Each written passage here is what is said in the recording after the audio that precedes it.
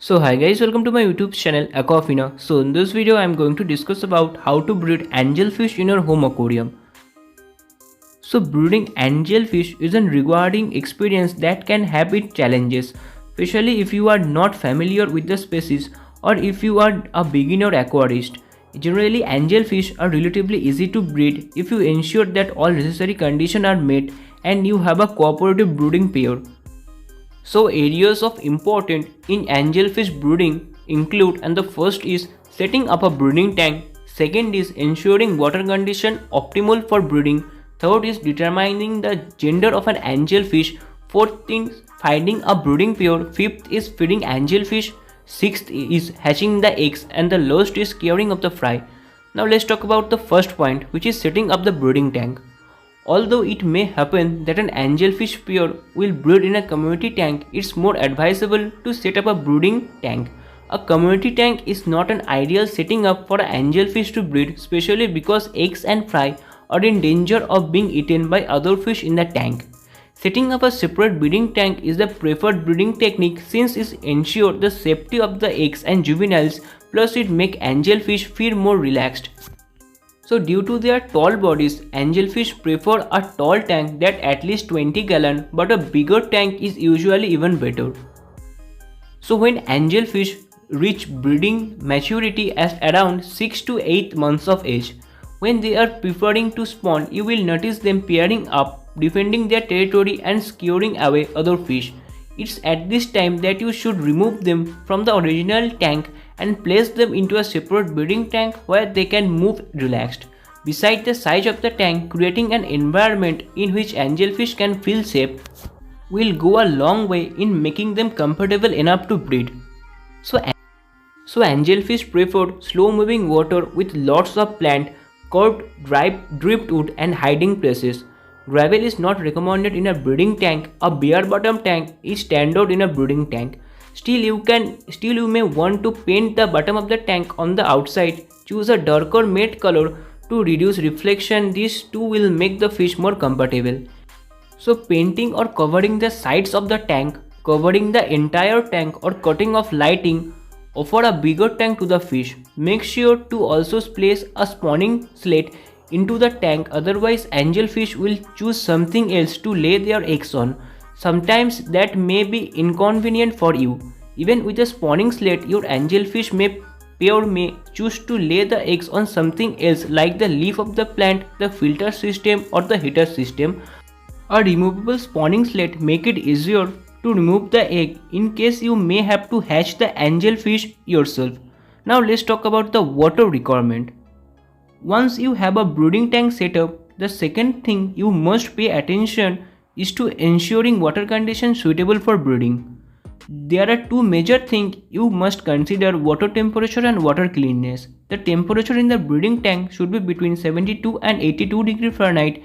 Avoid extremes and try to maintain a stable temperature. You should use a heater to achieve a stable temperature. So low temperature usually means infrequent spawn and angelfish may lose their appetite, which can affect the breeding condition of angelfish. Higher temperature can cause bacterial growth within the tank, reduce oxygen and shorten the lifespan of the fish. As for water cleanliness, remember that angelfish are highly sensitive to high levels of ammonia and nitrites. To keep toxin level in check, you must invest in a quality biofilter and perform partial water change.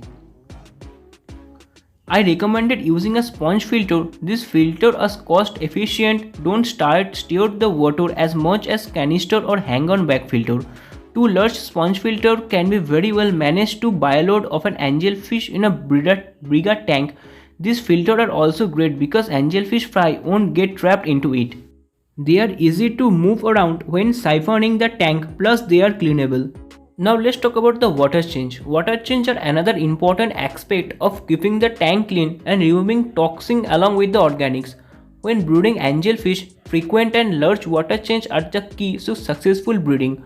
Perform 40% water change, preferably every day or every other day or weekly at the very least. Next point is getting your angelfish pair ready. Once you have everything set up in the aquarium, you can get a breeding pair. There are various ways to go about this. Remembering that determining the gender of angelfish can be extremely difficult. Buying a proven breeding pair or known male and female angelfish that you can pair, raising a dozen or so juvenile angelfish and letting them choose their own pair. The first method can be a costlier and you must be careful in choosing a pair that produce healthy offspring. If you are lucky, the proven breeding pair will produce healthy fry and you will even manage to make a profit on the resulting fry. Now next point is determining the gender of an angelfish. One of the biggest challenge in breeding this fish is determining their gender. Since there aren't any striking difference between the two, you will find all sort of tips and tricks on the internet about determining the gender of an angelfish, but the most reliable method is examining their breeding tubes because angelfish reach breeding maturity at about 6 or 7 months of age. There is no way you can examine the breeding tube of a juvenile angelfish. Once the breeding tubes are lowered, you can observe that the breeding tube of the female angelfish is white and blunt, while the breeding tube of the male angelfish is thin and pointy. This is one reliable method of sexing angelfish. The other method is letting angelfish pick their own mate, which can happen if you raise angelfish juveniles yourself. If an angelfish pair is preparing for spawning, you will see them sticking together and scaring away other fish. In preparation of the spawning site, which they will carefully clean together before the female lays her egg. And next point is hatching angelfish egg.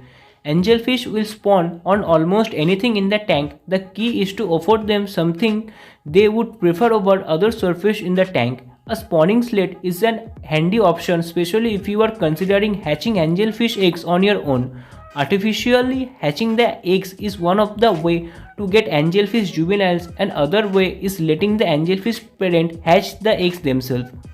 So I prefer the latter method because my angelfish are extremely good parents. They carefully clean the eggs and remove the unfertilized eggs. So unfortunately, not everyone is as lucky, and some angelfish pair aren't good parents from the get-go. They may need a few spawning cycles until their parenting skill develop. Angelfish may spawn on large leaves in the tank, the heater, or other decoration in the tank. While you can remove these items, it's best to provide a spawning slate which is easier to remove. So angelfish that become too stressed out because of various stress factors, other fish in the tank, poor water condition, noise or movement around the tank will eat their own eggs. Now let's talk about the next point, which is letting angelfish hatch the eggs. I prefer my angelfish pair to tend to the eggs and raise the angelfish fry by themselves. Because my angelfish are outstanding parents, I don't have to worry about them not giving them proper care. Letting angelfish hatch the eggs in a community tank is very difficult task which comes with the following challenges. Angelfish eating their own eggs and fry because of stressful tank conditions. Other fish raiding the eggs or eating the fry because they mistake them for food. Angelfish becoming too territorial and aggressive. You can minimize this risk by rehoming fish that might bother angelfish eggs and fry. Adding enough hiding place for the fish and fry can also be helpful. Despite this, spawning may happen even in a community tank. When it happens, you must decide between removing the eggs and placing them in a hatching container or leaving the eggs with the parents.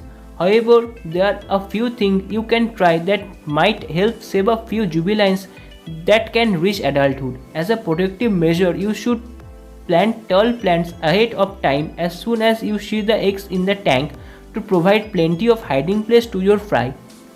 So hornwood, guppy grass are all good options, and so are tall rocks and decoration with tiny hiding spaces where fry can enter but adult fish can't. So these are all information regarding the breeding process of your angelfish. I hope this video will help you. More videos are coming soon, so please stay tuned to my channel.